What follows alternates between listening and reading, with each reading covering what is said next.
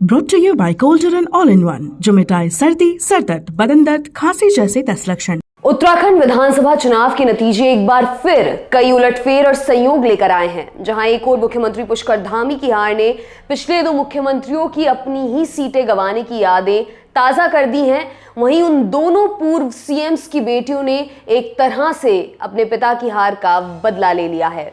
कोटद्वार विधानसभा seat से BJP प्रत्याशी ऋतु खंडूरी ने कांग्रेस उम्मीदवार सुरेंद्र सिंह नेगी को हराया है। ये वही नेगी हैं जिन्होंने साल 2012 के चुनाव में ऋतु के पिता और बीजेपी के कद्दावर नेता भुवन सिंह खंडूरी को मुख्यमंत्री रहते हरा दिया था। हरिद्वार ग्रामीण सीट पर पूर्व सीएम हरीश रावत की बेटी अनुपमा रावत ने भी कुछ ऐसी ही जीत दर्ज की है। अनुपमा ने बीजेपी के यतीश्वर आनंद को शिकस्त दी है, जिन्होंने साल 2017 में हरीश रावत को सीएम रहते हराया था। ऋतु खंडूरी 2017 के विधानसभा चुनाव में पौड़ी जिले की यमकेश्वर विधानसभा सीट से चुनाव जीती थीं, लेकिन इस बार उन्होंने सीट बदलकर कोटद्वार से चुनाव लड़ा। बीजेपी के इस फैसले को एक रणनीति के तौर पर देखा जा रहा था। पार्टी इसे एक इमोशनल टच देना चाहती थी और ऋतु के प्रचार अभियान के दौरान ये दिखा भी। वे मंचों से बार बार अपने पिता की उपलब्धियों का जिक्र करती और अपने समर्थकों से पिता की हार का बदला लेने की मांग भी करती थीं। आपको बता दें कि खंडूरी को 2012 में पार्टी ने अचानक केंद्र से बुलाकर सीएम बना दिया था। उससे पहले खंडूरी ने वाजपेयी सरकार में केंद्रीय भूतल परिवहन मंत्री के रूप में काफी अच्छा प्रदर्शन किया था और उनकी ईमानदार छवि उभरी थी। लेकिन कई साल बाद विधानसभा चुनाव में यह सिक्का नहीं चला और खंडूरी हार गए।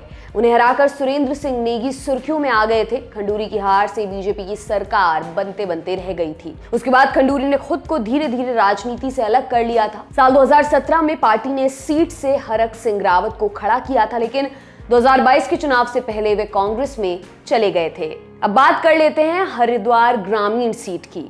राज्य की हरिद्वार ग्रामीण सीट पर भी कुछ ऐसा ही संयोग देखने को मिला है। यहाँ पूर्व मुख्यमंत्री हरीश रावत की बेटी अनुपमा रावत ने राज्य की बीजेपी सरकार में कैबिनेट मंत्री यतीश्वर आनंद को करीब 6000 वोटों से हरा दिया है। अनुपमा मतगणना के शुरुआती राउंड से ही यतीश्वर आनंद से आगे चल रही थी। साल 2017 के विधानसभा चुनाव में इसी सीट पर यतीश्वर आनंद ने तब के मुख्यमंत्री और अनुपमा के पिता हरीश रावत को हराया था।